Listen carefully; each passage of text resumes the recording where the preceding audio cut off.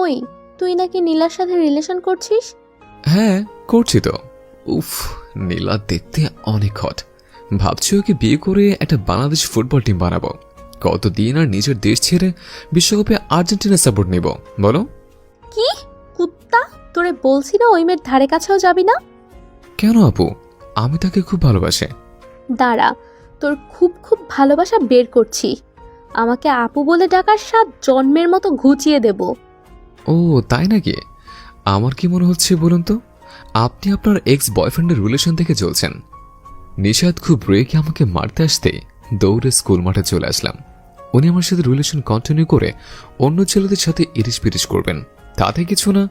আর আমি ব্রেকআপ হওয়ার পর করছি, তাতে উনি চলে যাচ্ছেন। তাকে দেখে আমার খুব হাসি পাচ্ছে। কি রে শালা, মাঠের মাঝখানে দাঁড়িয়ে দাঁত বের করে হাসছিস কেন? দেখছিস না আমরা ক্রিকেট খেলছি? শালা, আমার মাঝে মধ্যে একটু দুলাভাই রাখতে পারিস? তাহলে মাঝ শেষে এমবি খরচটা না হয় দিতাম। আমার বোনের সাথে তো তোর ব্রেকআপ হয়েছে। রাখ তোর ব্রেকআপ, বিয়ে তো আমি আমার এক্সকেই করব। সেটা দেখা যাবে। এখন যা মাঠ স্যার, তোর ব্যাটিং আসলে দেখে দিব। আমি মাঠ ছেড়ে বাউন্ডারির উপরে বসে খেলা দেখছি। আসলে নিশাদ সিজনের চাচাতো বোন। সিজন আমার ছোট্টবেলা বন্ধু। সিজনের সাথে আমার মাঝে মধ্যেই ওর চাচার বাড়ি যেতাম। এভাবে আমাদের পরিচয়। নিশাদ দেখতে খুব সুন্দর, আমার তাকে খুব ভালো লাগে। তারপর সিজনের সহায়তায় তার সাথে রিলেশনে চড়াই। নিশাদ প্রায় ওর মামাতো খালাতো ভাইদের সাথে ঘুরতে যেত। আমার এই বিষয়টা একদম ভালো লাগতো না। আমি জানি নিশাদ ওদেরকে ভাই ভাবে, কিন্তু ওরা তা ভাবে না। একবার নিশাদের মামাতো ভাই রাফি আমাকে থ্রেট দেয় যেন আমি নিশাদের সাথে ব্রেকআপ করি। আমি নিশাদকে সবটা জানানোর পরও সে রাফির সাথে ঘুরতে যেত, কখনো বা পার্কে, আবার কখনো বা রেস্টুরেন্টে কফি খেতাম। ওদের দেখে মনে হতো পারফেক্ট কাপল। মাঝখানে আমি কাটা হয়ে আছে। আমার অনেক কষ্ট হতো, তবুও তাকে কিচ্ছু বলিনি। সেদিন নিশাদ বলল রাফির আব্বা আম্মু রাফির জন্য নিশাদকে বউ করে নিতে চায়। কথাটা শুনে আমার মাথায় যেন আকাশ ভেঙে পড়ল। আমি ঠিক করলাম নিশাদের সাথে আর নয়। যে আমার ভালোবাসার মূল্য দিতে জানে না, আমার চেয়ে অন্য ছেলেকে সময় দেওয়া তার কাছে বেশি গুরুত্বপূর্ণ, তার জীবনের সাথে নিজেকে জড়িয়ে রেখে কি লাভ? তাই সেদিন নিশাদকে ওর ভুলগুলো ধরিয়ে দিয়ে ব্রেকআপ করে চলে আসলাম। তার কোনো কথা শোনায় আমার সেই সময়টাতে প্রয়োজন মনে হয়নি। এমন সময় সিজন ব্যাটিং এর জন্য ডাকতে ঘোর কাটল। অনেকটা সময় খেলা শেষে বাসায় ফিরলাম। পরের দিন সকালে কলেজে এসে নীলার সাথে গল্প করছে, তখন নিশাদ এসে হাজির। ওই, তোরে বলছি না এসব আর করবি না। এইসব মানে কি আপু? দাঁড়া, বোঝাচ্ছি তোকে। নিশাদ এই বলে কোথায় যেন চলে গেল। আমরা আবারও কথা বলছি। কিছুক্ষণ পর তাকিয়ে দেখে প্রিন্সিপাল স্যার পাশেই দাঁড়িয়ে আছেন। স্যারকে দেখে আমরা দুজনেই দাঁড়িয়ে গেলাম। প্রিন্সিপাল স্যার রাগী লুক নিয়ে বললেন, শান্ত, এখানে কি হয়েছে? স্যার, আমরা একটু কথা বলছিলাম। শুধু কথা বলছিলে নাকি দুজন বসে প্রেম করছিলে? না স্যার, কি বলছেন? আপনি তো জানেন আমার গার্লফ্রেন্ড নিশাদ। আমাদের প্রিন্সিপাল স্যার হলেন সিজনের আব্বু, মানে নিশাদের চাচা। তাই উনি আমাদের সম্পর্কে বিষয়টা সবই জানে। কিন্তু নিশাদ যে বলল তোমরা দুজন বসে এখানে প্রেম করছো। স্যার, আসলে ওর সাথে ছোট্ট একটা বিষয় নিয়ে ঝগড়া হয়েছে, তাই হয়তো রাগের মাথায় আপনাকে আমার নামে মিথ্যে বলেছে। হ্যাঁ, সেটাই হবে। তোমরা এখন ক্লাসে যাও, ক্লাসের সময় হয়ে গেছে। জি স্যার। নীলা, চল ক্লাসে যাই। নীলা আমার ফ্রেন্ড আর সিজনের গার্লফ্রেন্ড। যদিও এই বিষয়ে নিশাদ কিছু জানে না। ক্লাসে ঢুকিয়ে দেখে নিশাদ একা একা বেঞ্চে বসে বসে মুচকে হাসছে। আমাদের দেখে চুপ করে গেল। সে হয়তো ভাবছে স্যার আমাদের অনেক বকেছেন। জান পাখি, তুমি চলো ডালে ডালে আর আমি চলি পাতায় পাতায়। সতে হলেও তোমার এক্স বয়ফ্রেন্ড বলে কথা। টিফিনের সময় ক্যান্টিনে খাবার খাচ্ছে, এমন সময় নিশাদ এসে আমার পাশের বেঞ্চে বসল। আশেপাশে সব টেবিল বুক, তাই আর কিছু বললাম না। সে খাবার খাচ্ছে আর আমার মুখের দিকে তাকিয়ে মুচকে মুচকে আসছে, তবে কিছু বলছে না। ছুটির সময় কলেজের বাইরে আসতে নিশাদ এসে আমার হাত ধরল। এই যে রাফির বউ, আপনি আমার হাত ধরলেন কেন? এই, একদম উল্টাপাল্টা বলবে না। আমি শাওন ইসলাম, শান্তর বউ। আমি আমার জামাইয়ের হাত ধরতেই পারি? সেটা কখনো সম্ভব না। শান্ত শুধু নীলার জামাই। সিজন নীলাকে ভালোবেসে নীল বলে ডাকে, তাই আমি ওর বোনের সামনে ছেড়ে দিলাম। এই, একদম ভাবিকে নিয়ে উল্টাপাল্টা বলবে না। ভাবি মানে? নিশাদের মুখে নীলা ভাবি ডাকা শুনে আমি অনেকটাই ভরকে গেলাম। জি নীলা, সিজন ভাইয়ার বউ হলে আমার তো ভাবেই হলো, তাই না? এ আপু, এসব কি বলছো? নীলা সিজনের বউ কেন হতে যাবে? এই আর একবার আপু বললে একদম খুন করে ফেলবো বলে দিচ্ছি। আমি সবটাই দূরে দাঁড়িয়ে শুনেছি।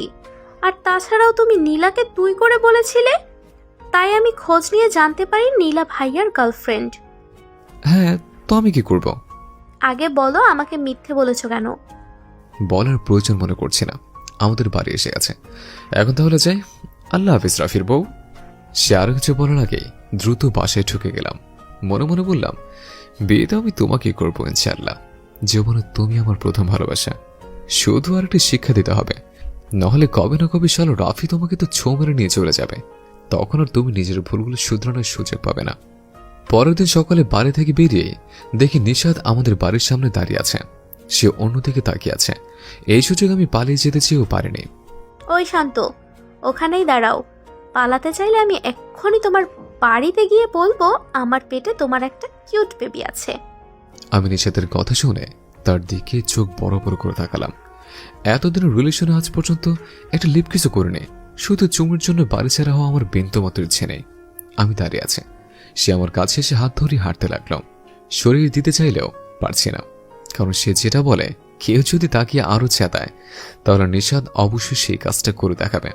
তাই আমি খুব টেনশনে থাকি কখন রাফি সে পাগলিটাকে ভুলভাল বুঝিয়ে আমার থেকে দূরে নিয়ে যায়। এই, কাল তুমি আমাকে কোন সাহসের রাফির বউ বলে দৌড়ে পালালে? এখন কি হবে তোমার? কিছু হবে না, আমি তো ছেলে মানুষ, যা হওয়ার মেয়েদের হয়। কি বলছো বুঝিয়ে বলো। এসব সাংকেতিক কথা আমি বুঝি না। আরে ওই তো ছেলে বাবু, না হলে মেয়ে বাবু হয়। আমার কিন্তু দুইটাকেই চাই। দুইটাকে চাই মানে? আমি চাই আমাদের একটা ছেলে আর একটা মেয়ে বাবু হবে। ও, রাফি চাইলে তোমাকে আরো দিতে পারে। নিশাত আমার কথায় নিমিশে প্রচন্ড রেগে গিয়ে আমার হাত ছেড়ে দুই হাত দিয়ে গলা চেপে ধরল।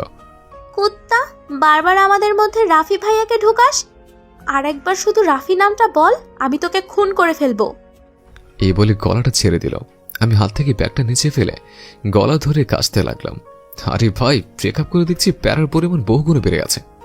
নিশাত আমার কাছে এসে গলা থেকে হাতটা সরিয়ে দিয়ে তার এই নরম হাত বুলিয়ে দিচ্ছে।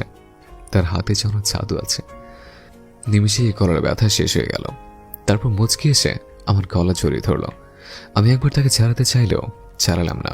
যদি আবারও রেগে যায় তাহলে আমি আজ সত্যিই মরে যাব। এদিকে ক্লাসের সময় হয়ে গেছে, তাকে কিছু বলার সাহস হচ্ছে না। কিছুক্ষণ পর নিশাত আমাকে আরো শক্ত করে জড়িয়ে ধরে এগিয়ে আসছে। তার হাবভাব দেখে মনে হচ্ছে লিপকিস করবে। বুঝতে পেরে হাত দিয়ে নিজের মুখ চেপে ধরলাম, কিন্তু সে তার হাতটা আমার হাতে রাখতে না চাইতেও হাতটা সরে গেল। নিশাত আমার এমন অবস্থা দেখে দুষ্ট হাসল। আমি যেন তার হাতের পুতুল হয়ে গেছে। নিশাত মৃদু হেসে আমার খুব কাছে এসে চার ঠোঁট এক করে দিল। তারপর প্রায় অনেকক্ষণ হয়ে গেল, বাট নিশাত কিছুতেই ছাড়ছে না। অনেক কষ্টে তাকে ছাড়িয়ে অন্যদিকে ফিরে পকেট থেকে টিস্যু বের করে মুখ মুছে নিলাম। তারপর পেছন ফিরতে নিশাতকে রেগে লাল হয়ে যেতে দেখে বললাম, এত কিছু পরও রেগে আছো? এবার কিছু করতে আসলে ছাড়বো না বলে দিচ্ছে। তার আগে বল, আমি তোকে লিপ কিস করেছি বলে টিস্যু দিয়ে মুখ মুছলি কেন? ঠোঁটে তোমার মুখের লালা চলে গেছিল, তাই মুছে নিলাম। নিশাত আমার এমন কথাই কেঁদে ফেলল। তারপর আর না দাঁড়িয়ে বাসার দিকে চলে যাচ্ছে। আমি তাকে বললাম, কলেজে যাবে না? কিন্তু সেই কিছু না বলে চলে গেল। আমি এখন খুব কনফিউশন ফিল করছি। আচ্ছা, আমি তো নিশাতের সাথে ব্রেকআপ করার পর এখনো প্যাচ আপ করিনি, তাহলে আমার এমন কেন মনে হচ্ছে? আমাদের আদৌ কি ব্রেকআপ হয়নি? ধুর, কি থেকে যে কি হয়ে যাচ্ছে। রিলেশনে থাকতে চা হয়নি, সেটা আজ কিভাবে হয়ে গেল? কিন্তু যাই হোক, সে খুব কষ্ট পেয়েছে। সে হয়তো ভাবছে সবাই বলে লিপকিস মানেই মিষ্টি খাওয়া, তাহলে আমি কেন মিষ্টির রস টিস্যু দিয়ে মুছে ফেললাম? কিন্তু পাগলিটা তো জানি না তার লিপকিসের জন্য আমার ঠোঁট কিছুটা কেটে গেছে, যার কারণে সবচেয়ে সুস্বাদু মিষ্টিটাও আমার কাছে নোনতা লেগেছে। যাই হোক, আজ সে চলে যাওয়ায় কলেজে যেতে আর ভালো লাগছে না। এমনিতে কলেজে গিয়ে তাকে দেখিয়ে দেখিয়ে অন্য মেয়েদের সাথে প্রেম করার মজা আলাদা। ব্যাগটা উঠিয়ে বাড়ির পথে হাঁটা দিলাম। পথেই সিজনের সাথে দেখা। শান্ত, এখন থেকে আর নীলাকে অভিনয়ের জন্য দিতে পারবো না দোস্ত। কেন, কি হয়েছে? আমাদের মতো তোদেরও কি ব্রেকআপ নাকি? আরে না, তোদের ব্রেকআপ তো নামের, ইটিস পিটিস তো চালিয়েই যাচ্ছিস। সেটা নিয়ে আমিও কনফিউজড। যাই হোক, তোদের কি হয়েছে সেটা বল। আব্বু কাল আমার আর নীলার বিয়ের ডেট ফিক্স করে এসেছে। শালা বাবু, কনগ্রাচুলেশনস। যা, আমি যেহেতু আগে বিয়ে করছি, আজ থেকে তুই আমার শালা। চুপ শালা, বিয়ে যখনই হোক তুই আমার শালা। আচ্ছা, নিশাদকে দেখলাম কাঁদতে কাঁদতে বাসার দিকে যাচ্ছে। তুই আবার ওকে কি করেছিস বলতো? আরে আমি কিছু করিনি, সেই কিছু করে গেছে, যা তোকে বলা যাবে না। আমি নিশাতের ভাই আর তোর বন্ধু হই, কি হলো সেটা আমাকে বলা যাবে না? আরে ভাই, তেমন কিছু হলে তো বলতামই। তুই তো জানিস সে ছোট ছোট বিষয় নিয়ে অভিমান করে। তাহলে যাই দোস্ত, তুই কাল সকালে আমাদের বাসায় চলে আসিস, বিয়ের অনেক কাজ বাকি আছে। ইনশাল্লাহ আসবো। এখন যা, গিয়ে দেখ তোর বোন তার এক্স বয়ফ্রেন্ডের জন্য কেঁদে নদী বানিয়ে ফেলছে হয়তো। বাসায় ফিরে ভাবলাম পাগলিটাকে একটা কল দিয়ে, সে নিশ্চয়ই আমার উপর খুব অভিমান করে আছে, কিন্তু সে তো আমার এক্স। থাক, বিকেলে সিজনের কাছে গিয়ে তার খবর জেনে নেওয়া যাবে। বিকেলে সিজনকে ডাকতে ওদের বাড়ির দিকে যাচ্ছিলাম, এমন সময় নিশাত এসে আমার পা জড়িয়ে ধরল। এই কি হচ্ছে এসব? শান্ত প্লিজ, আজ কোথাও যেও না, তোমার সাথে আমার অনেক কথা আছে। আমি নিশাদকে পা থেকে উঠাতে গেলে সে কিছুতেই পা ছাড়ছে না। আমি জোর করে তাকে দাঁড় করিয়ে বললাম, কি বলবে বলো, আমি কোথাও যাব না। শান্ত, আমি আর এভাবে বাঁচতে পারছি না, প্লিজ তুমি আমার সাথে প্যাচ আপ করো। আমি তোমার কেয়ারগুলোকে খুব বেশি মিস করছি। আগে আমি তোমার উপর অভিমান করে থাকলে অনেকগুলো কল দিতে, কিন্তু আমি একটাও রিসিভ করিনি। তারপর তুমি যত রাতই হোক, সিজন ভাইয়া আসতে না চাইলেও জোর করে কোনো না কোনো বাহানা নিয়ে আমাদের বাসায় আসতে। সিজন ভাইয়া নোটসের বাহানা দিয়ে তোমাকে আমার রুম পর্যন্ত নিয়ে আসতো। তারপর তুমি আমাকে অনেকক্ষণ বুঝিয়ে রাগ ভাঙাতে। তুমি প্রায় ভাইয়াকে নিয়ে আসতে বলে আব্বু ভাইয়াকে অনেক বকা দিত, তাই ভাইয়া পরের সব রাগ তোমার ওপর খাটাতো। কিন্তু আজ যখন আমি তোমার সাথে অভিমান করে চলে আসলাম, তুমি আমাকে একবারও আটকানোর চেষ্টা করনি। আমি জানি তুমি আজ আর ভাইয়াকে নিয়ে আমাদের বাসায় যেতে না।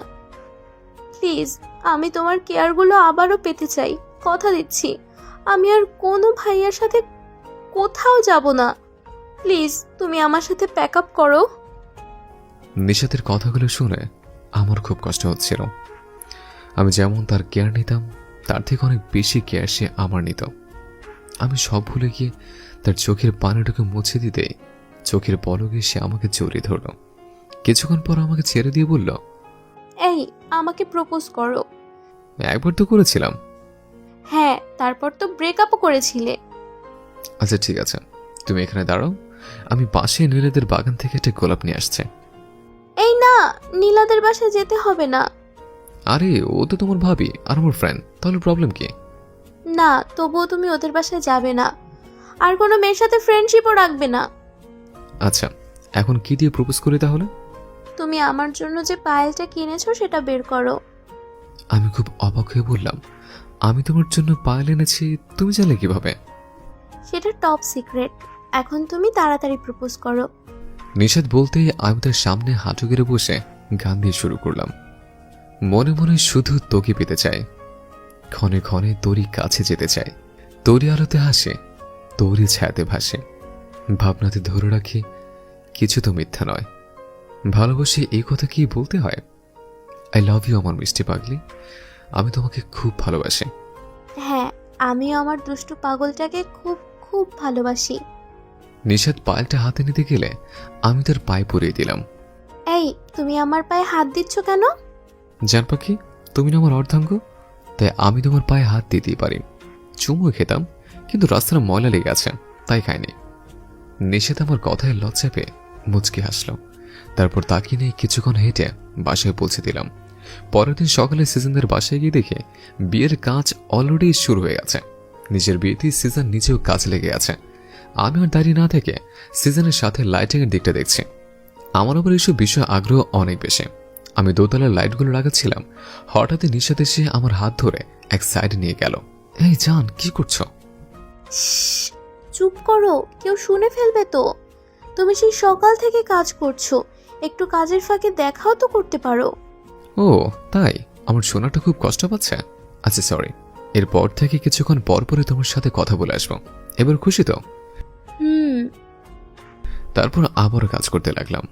দুপুরে নিশাদ খেতে ডাকলে সেখানে খেয়ে নিলাম। সারাদিন তার চোখের সামনে ছিলাম, তবু আসার সময় বলে দিল রাতে কল দিতে। বিয়ের দিন পড়লাম আরেক ঝামেলায়। সবে সিজনের সাথে সাথে আমাকে বিয়ের শিরোনি পরিয়ে দিয়েছে। নিশাদকে আসার পর থেকে একবারও চোখে পড়ছে না। সিজনকে জিজ্ঞেস করলে সিজন বলল আজ নাকি আমাদের 2 বন্ধুর বিয়ে। এসব আব্বু আম্মুর সাথে অনেক আগে প্ল্যান করে রেখেছে। রাতে আমাদের বিয়েটাও যথাযথভাবে সম্পন্ন হলো। বাসাঘরে ঢুকতেই নিশাদ এসে সালাম করতে চাইলে তাকে উঠিয়ে বুকে জড়িয়ে ধরলাম। তারপর একসাথে 2 রাকাত নফল নামাজ আদায় করে বিছানায় গিয়ে বসতেই নিশাদ বলল তার নাকি 2টা বেবি চাই। তো শুরু হলো মিশন ছেলে মেয়ে।